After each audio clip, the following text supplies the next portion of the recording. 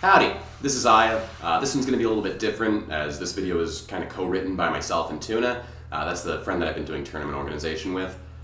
For a bunch of reasons that aren't really important to get into, the majority of the video is going to be voiced over by him with some interjections from me like this. I'd like to give a little apology for taking so long to release the video. I've been working on a lot of other projects, so I'll be talking about a little bit more towards the end of this. Hopefully you don't mind. Anyways, on to the video.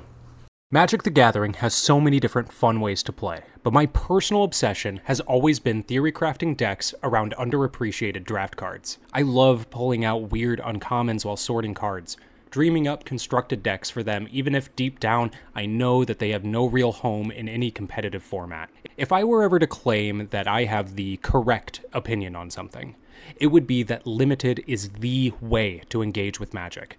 Draft and sealed are what the game is designed for, and there's just something magical about using limited resources to build the best deck you can, all while immersing yourself in a world that has been built for us.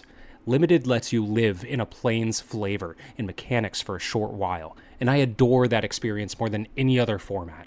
There was something beyond limited at one point. Do you guys remember Block Constructed? I loved Block Constructed. You got to feel the complete world all put together in that format. It really felt like an entire story as a block, as opposed to just chapters that sets would be. Remember when Magic had blocks? Remember when they were threes? Remember getting to savor a plain setting and mechanics over a whole year, falling in love with its design and building memories tied to that world? Don't worry, this isn't just a back in my day rant about release schedule, I promise, but, a little bit here and there. Block Constructed embraced that slower pace. It let me thoroughly explore every card and every concept in the block, every little combo the designers intended, every synergy hidden in the set. And like Limited, Block Constructed gave me that pure Johnny Spike joy of assembling a tuned 60-card deck from a small curated card pool. It was constrained, it was flavorful, and it was a blast. So what happened? Am I doomed to just member post? Well, around 2014, Magic's set structure changed dramatically. The Concept Arcure block turned out to be the last of the traditional 3-set blocks. That was the end of an era. Wizards of the Coast experimented with 2-set blocks for a couple years, but by 2018, they abandoned those blocks entirely in favor of a rapid succession of standalone sets. Love it or hate it, it seems to be how we're going to be moving forward. Block Constructed is an official format that was dropped after 2014 and is no longer supported. In other words, we'd never have that slow rollout of a world through multiple expansions, at least not in the same way. Now, why do people miss this so much? Why do I miss this so much? It's not just nostalgia. The block model had real merits. It provided a consistent setting for 3 sets that allowed for deeper design and storytelling. Mechanics and themes could evolve over several expansions, and the story had room to breathe. For example, in the original Ravnica block, the OG one in 2005, Wizards introduced the city world of Ravnica and its guilds gradually. 4 guild sets in the first set, 3 in the second, 3 in the third. You really got to know each guild and see the plane from different angles. In the Innistrad block, we experienced a classic gothic horror setting, then a dark twist with Dark Ascension, and then an avenging angel storyline in Avacyn Restored. Each block was like a 3-act play. This extended immersion made each plane feel more alive and memorable. Many players fondly recall those days, and Return to Ravnica block draft and Block Constructed were awesome, weren't they? We had the guild decks battling for supremacy, from Celestia populating tokens to Dimir milling libraries. Now, what about Concept Arcure block? A wedge-color world with devastating dragons, humans fighting for survival, and a time travel twist that brought back Ugin and made Sarkhan lose his mind, but in a good way this time. Remember feeling good about character development? These block experiences were special, and the Block Constructed format let us keep enjoying a plane's cards even after the draft season ended. Fast forward to today. Magic's release cadence is lightning fast, and each set hops to a new world or theme. Wizards insist that the new model is better by all of their sales metrics, so they have no intention of ever coming back to blocks. And okay, sure, the constant novelty is exciting for some people, and the short-lived nature of these products are exciting for scalpers and collectors, but in ditching blocks, I really think we lost something core to Magic. We lost that breathing room. We get spoilers during pre-release now. Lore and mechanics often feel like one and done now. There's less time to appreciate everything a set has to offer before the next set drops. No chance to see that world's design slowly unfold. No smaller card pool to tinker with for constructed decks. For those of us who relished block constructed, it's a bummer. Frankly, I'm bummed. Have you ever played block constructed? If you have, you know how fun it was to pit decks made from just a single block of cards. And if you haven't, well, it's no surprise, because the format died out over a decade ago. We spent a lot of time talking about this in the Discord server. There's this overarching feeling of getting left behind that seems to be popping up in Magic players. It's sort of reminiscent of the feelings I had when anime, breakbeat music, or video games as a hobby started to go mainstream. It's this feeling that, you have something that you're comfortable with and that's very homey, and it's always felt like it was made for you and your specific sensibilities, and this thing just gets made more and more for people that aren't really in it for any of the same reasons that you're in it for. It's this sense of a community that, was always full of people that you'd be sure to get along with, have stories you love, and gameplay that you'd enjoy is just getting thrown away in favor of something that feels like any other nerd space. And even though I appreciate that that gives me more people to play with, this really takes some of the magic out of it for me. It's rare that I run into people that actually enjoy the game on the same axis that I do, and whenever I do, they're talking about quitting. The word slop gets thrown around a lot these days, but what it means to me is something with mass market appeal. In my humble and probably a bit pretentious opinion, good art is made out of a deep love. It's making something because you have no choice but to do that. It's taking what you have in you that is unique and special and reflecting that into the world with the tools and language developed from seeing things that you've loved that have influenced you and given you the passion to create something. This is completely at odds with making something in an effort to gather as big of an audience as possible, which is slop. There's a lot of talk of making hobby spaces accessible and democratizing the appreciation of media, and I agree with that in the sense that I think everyone should have the right and ability to interact with these hobby spaces and media, but once that stuff starts getting changed to appeal to the average person, it loses the magic that the people who liked it in the first place liked it for. There's a really good Twitter post on screen right now explaining this in terms of Magic, but in case that comes off as elitist, I am currently wearing a Godspeed You Black Emperor hoodie. This is my favorite band. I got this hoodie when I went to see them live. Godspeed You Black Emperor makes songs that are about 20 minutes long, don't have vocals, and tend to just use classical instrumentation mixed with rock instrumentation from the last 30 or 40 years. They completely lack mainstream appeal because of this. Do you think that the band would be better if the songs were cut to radio length, had normal chord progressions, a vocal track with typical verse-chorus structure, and normal pop instrumentation? Do you think that the band would be better if it did just a little bit of these things to try and reach a larger audience? I think the answer here is incredibly obvious. Even if they did succeed in getting a larger fan base doing this, it would completely destroy whatever fan base they had before doing that. There's a phrase for when indie bands do this, and it's selling out, which is almost always said with about as much poison and vitriol as a indie music fan has access to, which is a lot. And the question I have is, why am I an elitist who should just let people enjoy things, man? If I say that about Magic, like Wizards is selling out, or we're losing the magic in this by having mass market appeal. Where if I say that about music, I'm a cool guy fighting the good fight and sticking it to the man. I could go even further and bring it into food. Should a sushi restaurant sell cheeseburgers to try and get more people to appreciate sushi? Should every roll turn into a California roll because they're focusing on their cheeseburger production? Should we just stop selling nigiri? I see no difference between these things, but maybe there is one that I'm missing. I don't know. Anyways, back to the main point. This isn't all doom and gloom. What if I told you that we could recapture that feeling in today's Magic? We wanted to run events that make Magic feel like they used to for us, to bring back that block of love, but to update it for the modern era. And after some brainstorming, we came up with something called Planar Constructed. Now, this concept isn't new. It's basically just block constructed, but with a twist. Instead of being limited to one release block, your card pool is all of the sets that take place on a given plane. It's a plane-specific constructed format.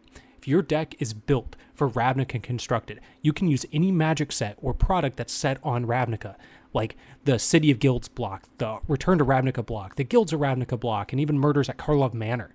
All of those cards become one unified card pool, effectively expanding the block.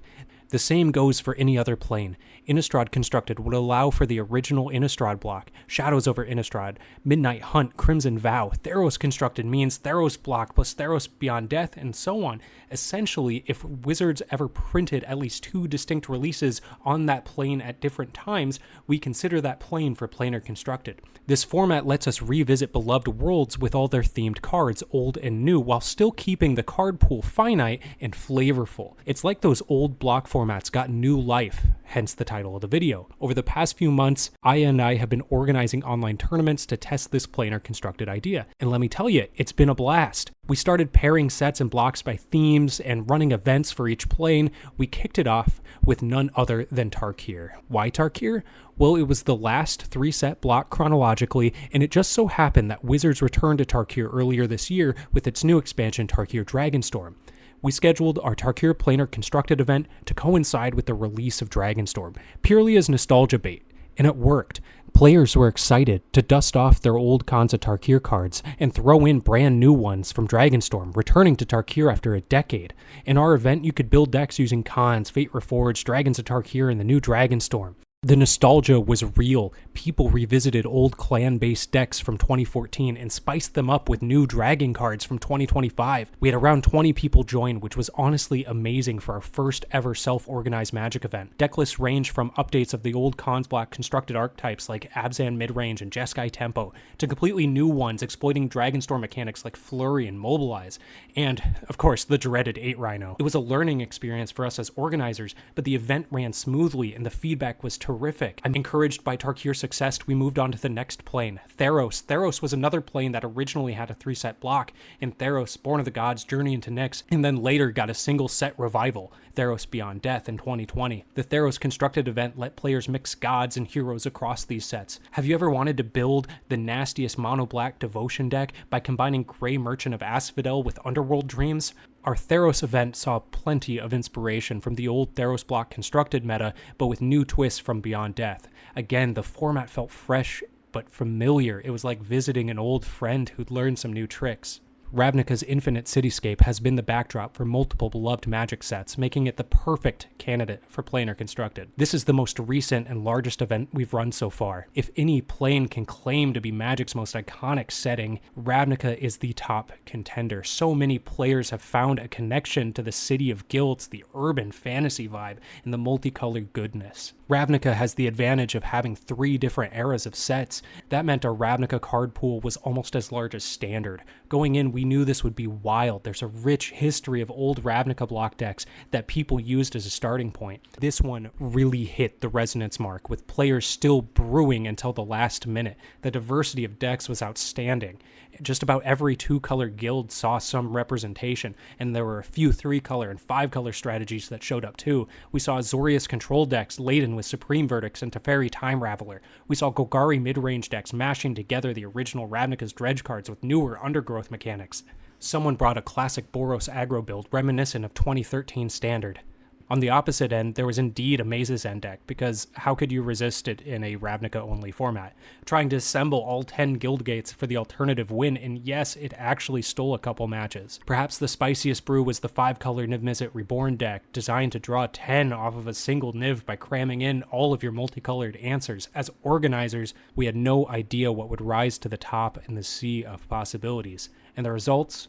Surprising, to say the least. In a land famed for multicolor, the deck that stole the spotlight was an unassuming mono-white aggro. Their deck was white weenie through and through, efficient 1-drops like Healer's Hawk and Dryad Militant, pump effects, and a tight mana curve. It even packed in some flavorful Ravnica-themed tricks like Unbreakable Formation to counter that Supreme Verdict. This mono-white deck leveraged the fact that white had plenty of aggressive tools across Ravnica sets, cards ranging from Boros Elite to Delny Streetwise Lookout. In the end, it swept through the competition, beating out more colorful contenders left and right, seeing a humble mono-white deck triumph in Ravnica. The Plane of Guilt was both ironic and awesome. It just goes to show that sometimes simplicity and focus can win out even in a format full of flashy gold cards. I distinctively remember shit-talking this deck live on stream when we saw it. Like, we were going through the deck list before we were actually watching tournament footage and kind of just commenting on things. And I'm like, you're in Ravnica, dog. You're in your mono-white. Mono-white in Ravnica. Come on. But I was proven completely and totally wrong about that. Like I was just, eating my words by the end of the day. And I think that's really funny because we're just constantly wrong about these formats. Every time that we have some sort of statement about, this is what it's going to look like, this is what's going to win, this is what's going to lose, we just get absolutely, nope, absolutely incorrect. You completely wrong reads. And I think that's like one of the best possible indicators as to the health and potential fun of brewing and playing in these formats. Like we currently have a league playing the Ravnica format in the Discord. People just weren't ready to be done with it once we got done with the tournament. But the decks that did well and won or placed very well in the tournament, they've been developed and tweaked into something completely new. A lot of them aren't even the same deck at this point. And we have quite a few decks that placed poorly or just weren't even in the tournament that have been dominating this league. It's just an incredibly deep format considering it's just these 3 blocks that we put together for Ravnica and MKM, 3 blocks and MKM. But I just think that's really cool. I think it's really awesome that with the planar constructed thing, we're seeing so many people get into 60 card brewing, and people that have been out of 60 card brewing for so long, getting back into it and creating, these decks and getting excited about it to the point where, the events that we're hosting, the tournaments, just aren't enough for them. And, they're doing their own leagues to support this. I think that's really awesome. Makes me really happy to see people interacting with this game in ways that I have loved interacting with this game for as long as I can remember. It just, melts the cynicism in my heart. I absolutely love it. I love it. I love it! By this point, I'm convinced that Planar Constructed has brought a new life into a dead format. Block Constructed might officially be gone, but we've recreated its spirit on our own terms. Even better, we've extended it.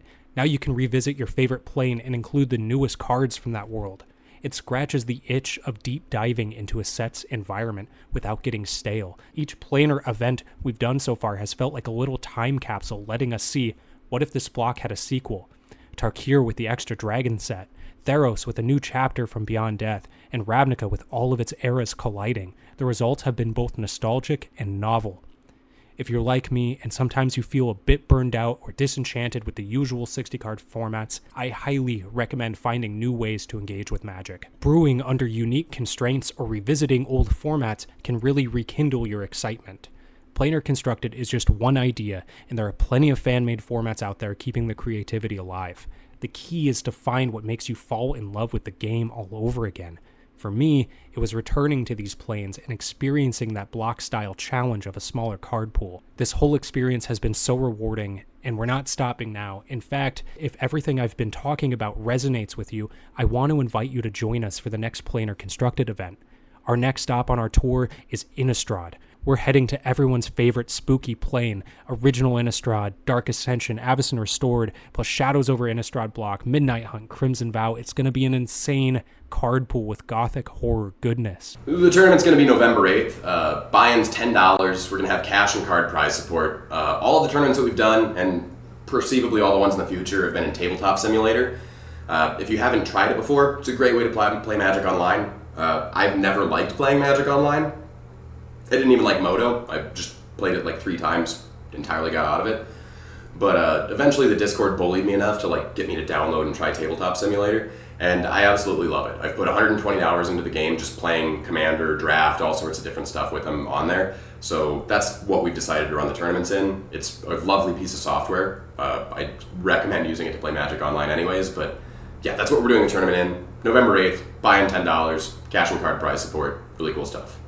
So if you want to test your deck building mettle in a fresh yet familiar format, or you just miss the days of block Magic, come on in. We have a Discord server down in the description where we organize these tournaments and discuss brews. All are welcome, whether you're a seasoned spike or a casual player who just loves a particular plane. Magic has a history that is long, and formats come and go, but the beauty of a game like this is that we can always find new ways to play with our favorite cards.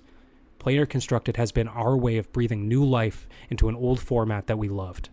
It brought back that joy and discovery I felt in the block days, and it did so while letting us play with all the toys that a plane has to offer. If that sounds fun to you, give it a try. And even if you don't join our events, maybe try a planar challenge with your own playgroup sometime. You might be surprised with how much creativity springs from setting some limits. If you enjoyed this, let me know in the comments. Which plane would you love to play in a planar constructed event? I know I have a soft spot for Zendikar, but I am terrified of Eldrazi and what that format would look like. But until next time, take care and happy brewing in whatever world of Magic you enjoy most. Thank you again for watching. Thank you for sticking through. I hope you enjoyed. Really, truly, please consider signing up for the tournament. I absolutely love hosting these and seeing people interact with the game like this. It brings me so much joy to carry some of the same bits that made me fall in love with Magic into the future, and I really hope you can get some enjoyment out of it. I've been working on some non-Magic related content. In fact, it isn't even a video essay. That should be live sometime in the next month. I might post it here, I might post it to another channel and just link to it here in a post. Who knows? But yeah, I've been putting a lot of time into that, and I'm really excited to get it out for you guys. I also might be making some less Magic-related video essays in addition to Magic ones in the future, as I want to make sure I have something important to say if I'm making a video, and I only have so much to say about Magic that I feel is important. Hopefully that doesn't piss you off too much. If you hate that as an idea, please flame me about it in the comments, and I will definitely reconsider it. Anyways, thanks again for watching. I hope you enjoyed, and I really, truly hope this inspires you to interact with the game in new and exciting ways. Until next time, take it easy.